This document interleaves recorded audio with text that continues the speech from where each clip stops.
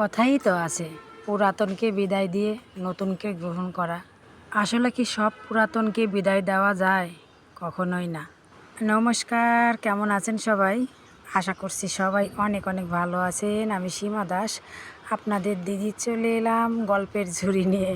এই যে দেখেন, আমার ঘরে নতুনের আগমন ঘটছে তরি তরকারি।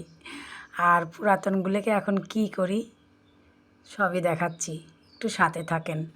এই যে দেখেন, সব পুরাতন তরকারি একসাথে কাটে নিয়েছি, এখন রান্না করব। আর এই যে শাক সব কাটিয়ে বাছিয়ে ধুয়ে নিয়েছি, এখন রান্না করার পালা। আর দুই মুঠো সেদ্ধ দিয়ে দিলাম। এই যে পুরাতন হাঁড়ি দুইটা, এর বয়স কি কম, এর বয়স 20 বছর। 20 টাকার দোকানের হাঁড়ি, আজকের হাঁড়ি এখনও ব্যবহার করতেছি। তো ওই যে সব পুরাতনকেই কিন্তু ফালাই দেওয়া যায় না। পুরাতনের মিলন মেলায় একটু গন্ধ ছড়াই দিলাম জিরার গুঁড়া। আর আমি মুগের ডাল ফোড়ন দিয়ে এই তরকারিটা রান্না করতেছি। আদা, জিরা, গরম মশলা সবই দিছি এর মধ্যে, একটু ঘন্ট টাইপের আর কি। লাল শাকটাও আমার ভাজি হয়ে গেছে।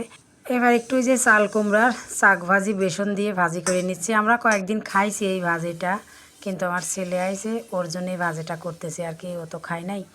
আর মেয়ের জন্য যে এই ব্যবস্থা, নানা মুনির নানা মত, সে আবার চাল কুমড়া দিলে খায় না, তার জন্যই এইভাবে ভাজি করে দিলাম। আমি একটা মুখে দিয়ে দিচ্ছি, আমার আবার এই স্বভাবটা আছে, ভাজি ভুজি করতে গেলে রান্নার সময় দুই একটা মুখে চলে যায় আমার। ও আর একটা কথা, সবাই কি এত সময় সাথে ছিলেন? যদি সাথে এত সময় থাকেন, তো আমার প্লেটটা সাজানো কেমন হয়েছে একটু কইবেন। সেই 8টায় রান্নাঘরে ঢুকছিলাম, এখন বাজে 11টা 30। একটু বাইরে থেকে ঘুরে আসি। আচ্ছা দেখেন তো, এটা কি গাছ? আমি তো কলা গাছ মনে করি এই গাছটা লাগাইছি, আসলে কি কলা গাছ নাকি? গাছে কিবা পোকাও লাগছে, পাতাগুলো কেমন কাটি কাটি দিচ্ছে। আজকে কিন্তু অনেক রোদ, মেঘও আছে আকাশে অবশ্য, আবার রোদও আছে।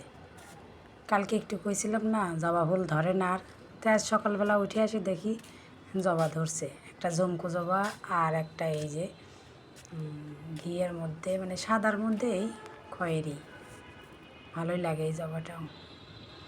ঘুমের থেকে উঠে কিন্তু ছাদে একবার আইছিলাম, তখন রোদ ছিল না, এখন অনেক রোদ। এই গাছটা তো একটু জবা ধরছে, সুন্দর হয়েছে গাছটা।